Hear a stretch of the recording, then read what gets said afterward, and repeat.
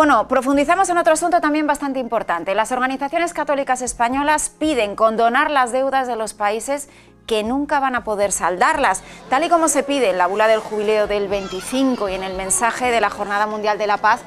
Este asunto se va a abordar a partir del día 30 en la Conferencia Internacional sobre Financiación para el Desarrollo de la ONU, que se va a celebrar en Sevilla. En ella se va a buscar recalcar esa necesidad de hacer reformas transformadoras que permitan a las poblaciones pobres, asfixiadas por una crisis de deuda insostenible, no tener que pagar esa deuda a la que están sometidas. Y ojo, porque hablamos de cifras llamativas, ¿eh? En esta situación podría haber a día de hoy en el mundo unos 3.300 millones de personas en situación de pobreza, de no poder sostener esa deuda, y de nuevo aquí la Iglesia alza la voz en una cita que va a ser clave también la próxima semana. José Antonio. Bueno, a mí me parece que ahora lo vamos a escuchar con más detenimiento, con personas que saben mucho de este tema, sí. Pero a mí me parece que este es un problema sobre el que la opinión pública pasa de puntillas habitualmente. Parece que queda lejos, ¿verdad? Parece que queda muy lejos, y sobre todo que estamos hablando de condonar una deuda que es imposible de pagar porque, entre otras cosas, es injusta desde su raíz. Entonces, que esto es lo más llamativo, es decir, estamos expoliando a unas ciertas regiones del mundo, estamos provocando una deuda injusta sobre ellos y luego pretendemos reclamar con intereses esa deuda que nosotros mismos les estamos provocando. En este caso, las naciones occidentales, o al menos algunas naciones occidentales. Particularmente, por ejemplo, en el caso de Francia es muy llamativo, ¿no? A través de la impresión que hace de dinero colonial, podríamos decir, ¿no? Entonces, claro, no se trata de una cuestión de justicia sin más, ¿no? Es decir, bueno, pues vamos a ver cómo podemos ayudarte. No, se trata de una cuestión de justicia radical, es decir, de darte a ti lo que te corresponde, ¿no? Bueno, yo lo que más destaco de esta gran conferencia, de esta cuarta conferencia internacional sobre financiación para el desarrollo de la ONU, pues es el trabajo que se lleva haciendo. Aquí estuvimos en el programa en marzo contándolo.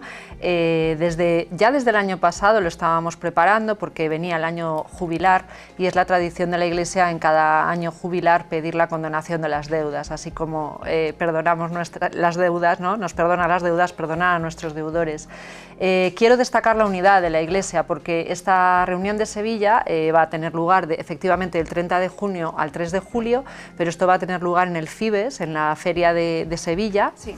Y allí van a entrar, entre comillas, pocas personas, aquellos que se han acreditado con la ONU, pero en paralelo y también dentro de ese entorno, la Iglesia tiene una voz que levantar en la ONU, tiene una voz importante, de millones de personas que están clamando por esto. La unidad de la Iglesia en este tiempo de trabajo que ha conseguido que la sección de Ecología Integral de la Conferencia Episcopal, el Arzobispado de Sevilla, Enlázate por la Justicia, con sus 6 organizaciones, Cáritas, CEDIS, Confer, Justicia y Paz, Manos Unidas, Redes, la colaboración de la Universidad de Loyola, o sea, toda esta unidad a mí me parece ya una maravilla.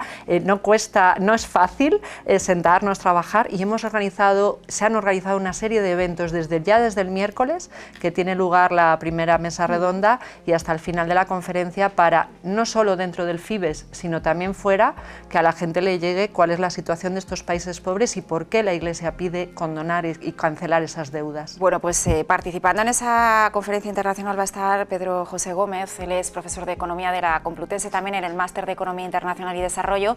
Estará en Sevilla la próxima semana, pero hoy está con nosotros. Pedro José, buenas tardes. Bienvenido. Hola, muy buenas tardes. ¿Por qué es tan importante condonar esa deuda a esos países que no pueden pagarla y no a todos? Bueno, podríamos decir que hay dos razones elementales. Una primera, que no se puede dar el mismo trato a quienes están en condiciones desiguales, o dicho de otra manera, hay que dar un trato más favorable a quien está en peores condiciones o es más vulnerable, como es el caso de estos países. Y en segundo lugar también, porque la mayor parte de los problemas que tienen no se derivan tanto de su mala gestión o irresponsabilidad, cuanto de factores estructurales externos sobre los que ellos no tienen control. Entonces, por decir una cosa elemental que todo el mundo puede entender, estos países, siendo los más pobres, son los que tienen que pagar intereses más altos, porque como no son clientes solventes, tienen que pagar mucho más que lo que pagaría Alemania, Estados Unidos o cualquier país desarrollado, siendo así que sus estructuras productivas y económicas son mucho más vulnerables, mucho más débiles. Entonces, ha llegado una situación en la cual a consecuencia de factores externos, la COVID, la guerra de Ucrania y tantas otras circunstancias, no pueden pagar. Y entonces tienen que sacrificar el bienestar elemental de su población para poder atender los requisitos de sus obligaciones financieras. Pero José, hablábamos antes, decía Marta Isabel, la unidad de la Iglesia, la presencia importante, la voz de la Iglesia. A algunos les puede llamar la atención, ¿no?, ver a la Iglesia metida en un asunto como este. Puede llamar la atención, pero la cosa viene de lejos. Con motivo del cambio de milenio, hubo una campaña que se tituló Deuda externa, deuda eterna, y numerosos colectivos sociales, entre ellos los cristianos, decidieron aprovechar el símbolo del año jubilar para pedir una condonación de la deuda de los países más pobres. Esto ocurrió en el cambio del siglo XX al siglo XXI. Y a raíz de esa campaña surgió la primera conferencia de las Naciones Unidas al respecto, la que se celebró en el año 2002 en Monterrey. Y ahora se va a celebrar la cuarta en Sevilla, justo cuando estamos celebrando otro nuevo año jubilar. Y en el año jubilar había tres elementos cruciales ya desde el Antiguo Testamento. Por una parte, que los esclavos pasaban a quedar liberados, que las tierras que habían perdido las familias más pobres podían ser recuperadas y, por último, que las deudas se condonaban. Entonces, trasladando un símbolo antiquísimo a las circunstancias actuales, en el cambio de milenio pedía ya la Iglesia esta condonación y 25 años después seguimos dale que te pego. La campaña de Caritas Internationalis dice transformar la deuda en esperanza. Yo no sé si esto pensamos si es posible, los católicos tenemos derecho a pensar, es posible que ocurra algo en esta cita y ojo, creo en más citas, porque va a haber más citas económicas y el G20 y la COP20 y la COP30 que habla también de ecología, la deuda ecológica, no nos olvidemos. Eso quería preguntar, ¿qué es eso de la deuda ecológica?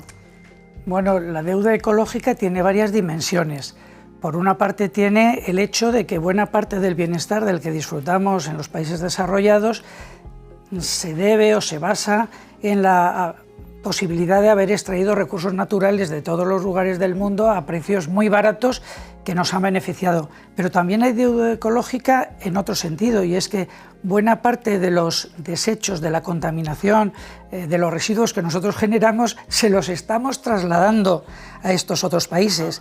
Y otro elemento crucial es que el cambio climático, que los países más ricos somos más responsables en su generación, sin embargo daña más a buena parte de estos países más pobres, en particular algunos del sudeste asiático o de la zona media de África. O sea que estamos cambiando un clima, pero no son los que han cambiado el clima los que pagan la factura. Por lo tanto, es imprescindible que contribuyamos a la solución cuando hemos contribuido a la generación del problema.